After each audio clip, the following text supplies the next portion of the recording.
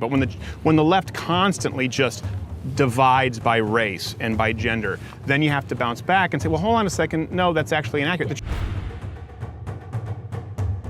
And I think, like, honestly, if the black culture adopted a lot of those tenets of, like, Asian culture and, like, hey, suck it up. Like, I applied to USC. Me and my friend did. He's African American, I'm white. I had a 32 and a 4.5, and he had a 27 and like a 3.8. He got it, and I didn't get in.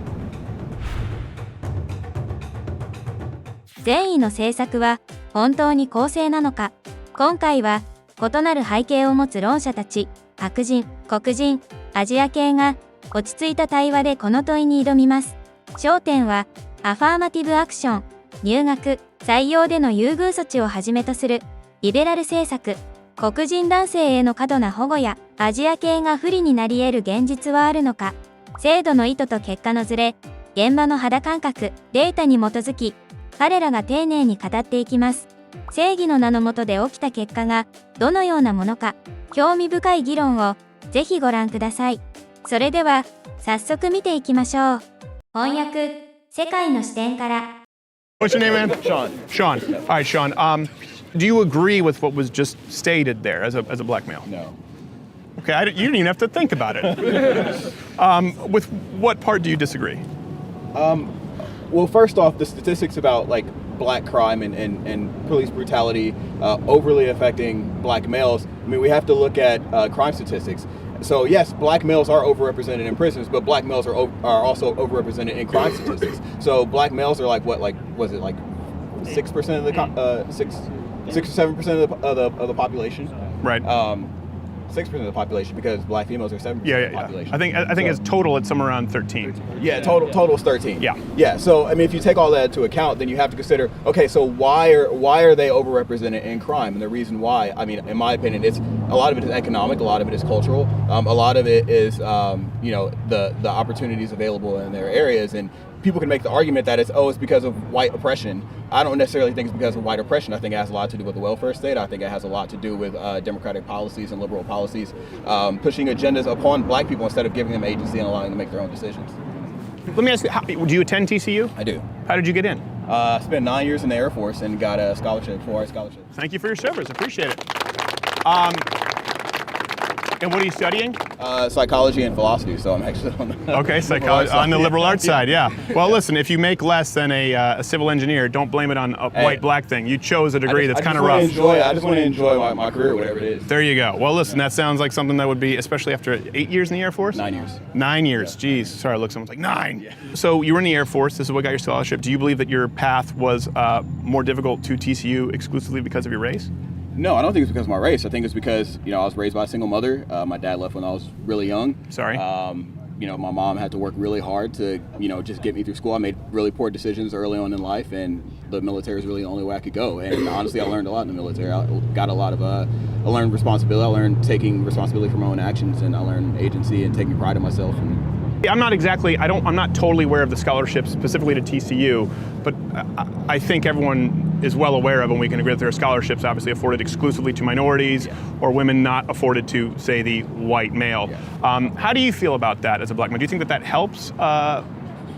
No. No. Actually, we were just talking about this. Actually, I was. Well, the Asian, you can't talk with him. They're over. They'd be dominating every math and science department there is. So I just came from the Bay Area. Got to build a wall around their neighborhood just so we can keep some people getting degrees. For crying out loud. It's an Asian privilege. Yeah, I know. I just came from the Bay Area in Silicon Valley, and I mean, you see there, like, Asian prosperity is huge. Oh, yeah. They're doing really well, and, like, good on them. And I think, like, honestly, if the black culture adopted a lot of those tenets of, like, Asian culture and, like, hey, suck it up, like, go out there and get it and do it yourself. And, like, it was interesting, like, a lot of rappers supported Trump, and they said the reason why is because they said, that's what Trump is about. He's like, go out there and get it, make your money, do what you have to do to make your money. Right. And I think, like, that's, people talk about that, but they don't really go out and do it. And, like, there's not a lot of talk about different ways and diversifying your means of income. Yeah. There are a lot of opportunities out there if you just go out there and look for them and get it. And honestly, like, people are willing to give black people opportunities. Well, I'm sure, here's the deal. I understand that there are racists out there. Oh, yeah, and I think it's kind of like, a child who just misbehaves so often, you have to discipline them. You kind of see this with the left. Like if a child behaves well, okay, you don't have to correct them all the time. But when the left constantly just divides by race and by gender, then you have to bounce back and say, well, hold on a second, no, that's actually inaccurate. The truth is, it kind of bars us, it robs us of our ability to be empathetic to someone saying, yeah, you know what, I'm sure you get some tough breaks as a black guy, because we're constantly being told you can't understand and you've gotten everything because you're a white guy. I think it actually burns more bridges than it builds. Yeah, I agree wholeheartedly. Yeah.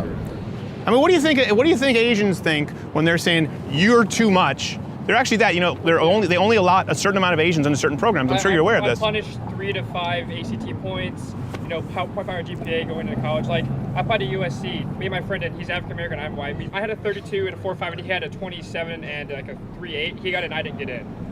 And we had basically the exact same everything else, just because he was African American, I was Asian, and I got penalized because of my privilege, because I was overrepresented academic scholarship. It's funny that you mentioned that about your ACT scores and how your friend who was African American got in and you didn't. This is one thing that I've always, and I'm glad we finally we can bridge this racial divide. It's like the black and white cookie, Seinfeld.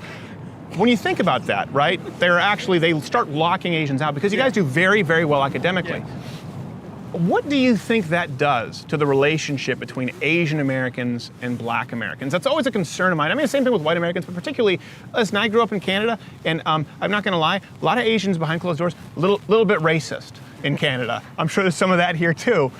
It seems like it would strain relationships, not really bring people together. Yeah, I know that because the Asian culture is very academics first, like academics, it's like with the whole shaming your family kind of concept you see with white culture, right? White media, they talk about, why you not doctor yet? That comes kind of racist stuff, which is actually can be very true.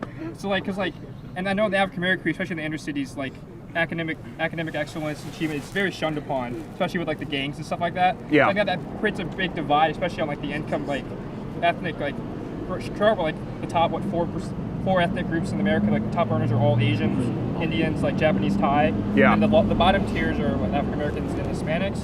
And I think it's just it's not because of the systematic racism in America. I think it's all culture.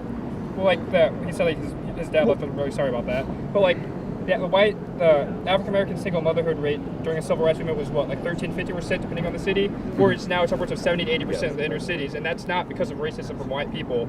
That's because of the shift in culture in the inner cities. Let me ask you, do you agree with what he's saying there? Yeah, I do. Yeah, I mean, I think a lot of it has to do with the soft bigotry of low expectations.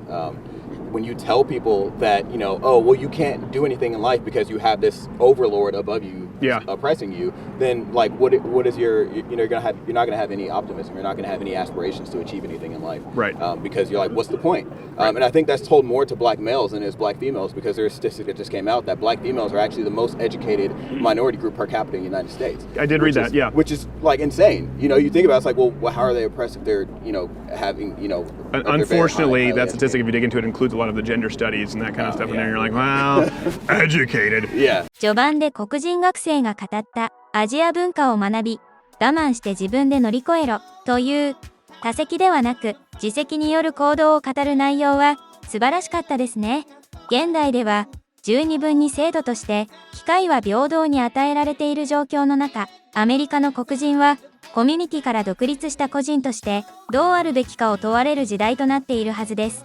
そこに対し、さらに差別意識の焚き火をくべるリベラル左派の行動や思想は真逆の考えに見えませんか？